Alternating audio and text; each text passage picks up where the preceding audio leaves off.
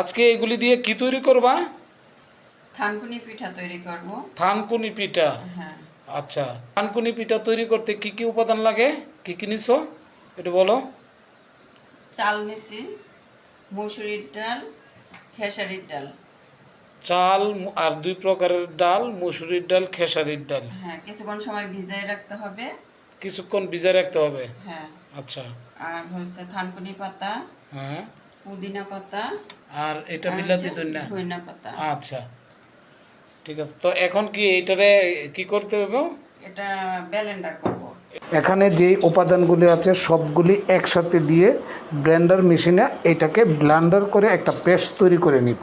এখন চাল, ডাল, পুদিনা পাতা, ধনিয়া পাতা এবং থানকুনি পাতা দিয়ে ব্লেন্ডারের মাধ্যমে একটা সুন্দর পেস্ট তৈরি করা হয়ে গেছে।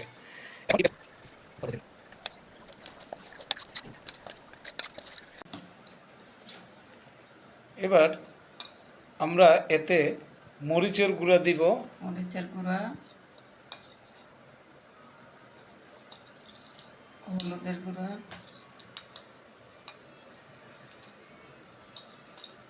এটা জিরার কি গুঁড়া, জিরার গুঁড়া,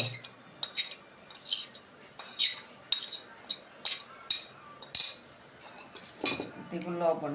পরিমাণ মতো লবণ। এখানে দেয়া হয়েছে মরিচের গুঁড়া, হলুদের গুঁড়া, জিরার গুঁড়া এবং পরিমাণ মতো লবণ। এবার সবগুলি উপাদান ভালোভাবে মিশিয়ে নিতে হবে।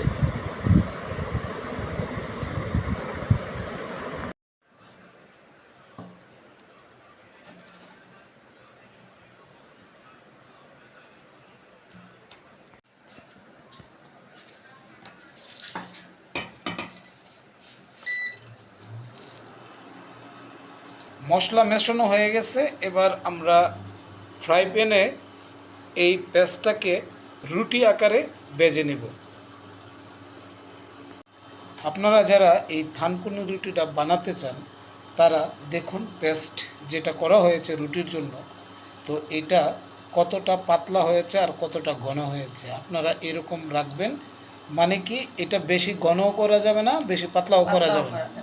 আচ্ছা, বেশি ঘনও করা যাবে না, পাতলাও করা যাবে না। দেখুন নাড়ছে, তাতে করে আপনারা বুঝতে পারতেছেন যে এটা কেমন হয়েছে। এবার আমার ফ্রাই প্যান রেডি। এখন আমরা এটাকে ফ্রাই প্যানে ভেজে নিব।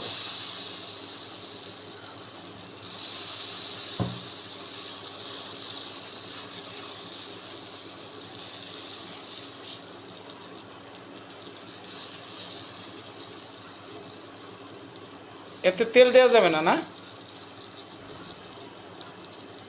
না,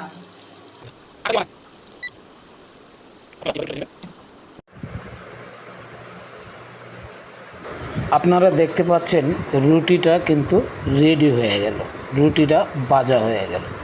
আসলে এইটা শুধু বিকালের নাস্তাই নয়, আপনারা জানেন যে থানকুনি পাতার মধ্যে কতটা ভেষজ গুণ রয়েছে, ঔষধি গুণ রয়েছে।